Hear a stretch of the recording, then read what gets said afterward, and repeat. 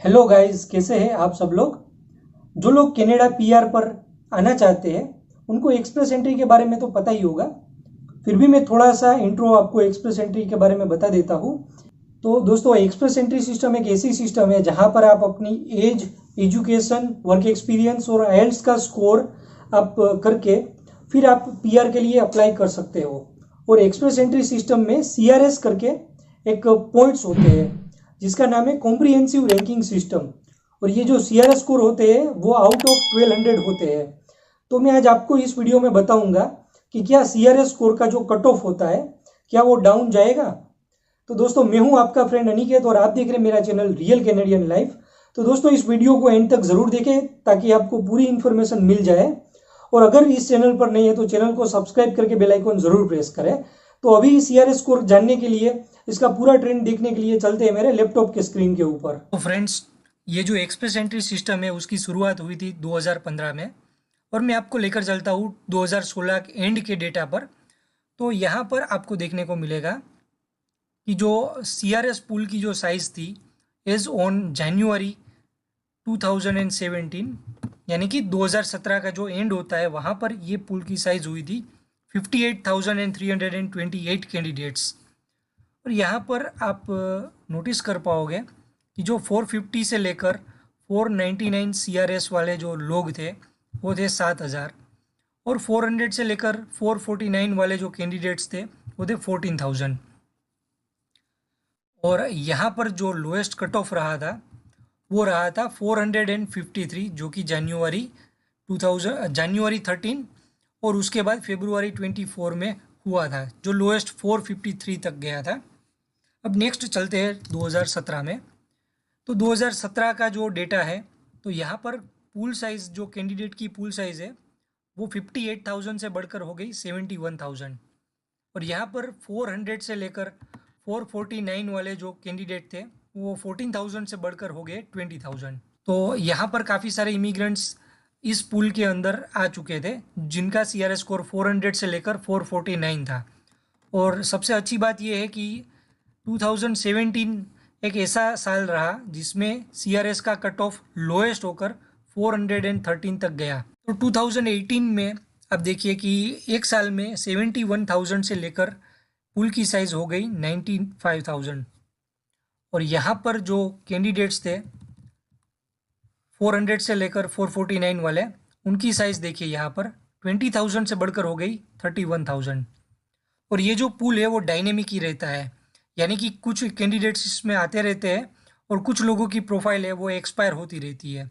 अब आप यहाँ पर एक चीज नोटिस जरूर करेंगे कि जो सीआरएस की पूल साइज है वो हर साल बढ़ती जा रही है। यानी कि इस पूल में कैंडिडेट है वो हर साल बढ़ते ही जा रहे हैं। और इसमें यूएस गवर्नमेंट का भी बड़ा रोल है। तो आप सोचोगे कि कनाडा इमिग्रेशन में यूएस गवर्नमेंट का रोल कैसे है। 2016 में जब ट्रंप गवर्नमेंट आई थी तो उसने H1B वीज़ा के ऊपर काफ़ी सारे रिस्ट्रिक्शंस लगा दिए थे और यूएस इमिग्रेशन को काफ़ी स्ट्रॉन्ग कर दिया था, तो ताकि काफ़ी कम इमिग्रेंट्स यूएस माइग्रेट हो सके। तो जो भी आईटी प्रोफेशनल इंडिया और दूसरे कंट्री से यूएस जाना चाहते थे, अब उनका जो फ्लो था वो कनाडा की ओर डाइवर्ट हो गया, क्योंकि आईटी प्रोफेशनल्स ने एक लंबा रास्ता चुना। इसमें वो पहले कनाडा पीआर पर आते हैं और कनाडा पीआर पर 3 साल रहने के बाद वो कैनेडियन सिटीजनशिप के लिए अप्लाई करते हैं। कैनेडियन सिटीजन बन जाने के बाद उनको यूएस जाना काफ़ी इजी हो जाता है, क्योंकि कैनेडियन सिटीजन को यूएस में वर्क वीज़ा बहुत ही आसानी से मिल जाता है। तो काफ़ी सारे आईटी प्रोफेशनल है वो इसी रास्ते से कनाडा माइग्रेट हुए। तो जाहिर सी बात है कि आईटी प्रोफेशनल है तो उनके पास मास्टर्स डिग्री और आईएलटीएस का जो स्कोर होगा वो भी काफ़ी हाई होगा। तो उनका जो सीआरएस स्कोर होगा वो मोर देन 470 के आसपास आएगा। तो उस टाइम पर ये स्कोप काफ़ी कम होते हैं कि सीआरएस स्कोर है वो डाउन जाए। अब लास्ट देखते हैं 2019 का ट्रेंड। तो यहाँ पर जो पुल की साइज़ है वो आप देखिए कि ऑलमोस्ट 1.5 टाइम हो चुकी है। 141,281 कैंडिडेट्स थे। और उसमें भी अब यहाँ पर देखिए कि 400 से लेकर 449 वाले हैं कैंडिडेट वो 41,000, और 350 से लेकर 399 वाले 49,000 हो गए। यानी कि पूल में ऐसे लोगों की जो एंट्री है कैंडिडेचर है वो इतना बढ़ रहा है कि जिनको CRS स्कोर में इनविटेशन मिलने के चांसेस काफ़ी कम है, और इसी वजह से CRS पूल की साइज़ बढ़ती जा रही है। और अभी आप यहाँ पर डेटा देखिए कि जो जून एंड का डेटा है 2021 का, जून 21 तक का, कि CRS पूल की जो साइज़ है वो 1,66,000 तक पहुँच चुकी है। और यहाँ पर 401 से लेकर 450 के बीच वाले जो कैंडिडेट है वो है 40,000, और 351 से लेकर 400 तक जो कैंडिडेट है वो है 53,000। और कैनेडियन गवर्नमेंट का जो नेक्स्ट 3 साल का जो टारगेट है वो है 1.2 मिलियन इमिग्रेंट्स। तो फॉर एग्जांपल 12 लाख इमिग्रेंट्स चाहिए, तो उनके लिए उनको हर साल 4 लाख इमिग्रेंट्स को यहाँ पर बुलाना पड़ेगा। लेकिन मैं 5 साल से ये ट्रेंड ऑब्जर्व कर रहा हूँ। 5 साल पहले कैनेडियन गवर्नमेंट का जो टारगेट था वो 1 मिलियन करने का था इन नेक्स्ट 3 ईयर्स, लेकिन अब तक वो टारगेट भी पूरा नहीं हुआ है।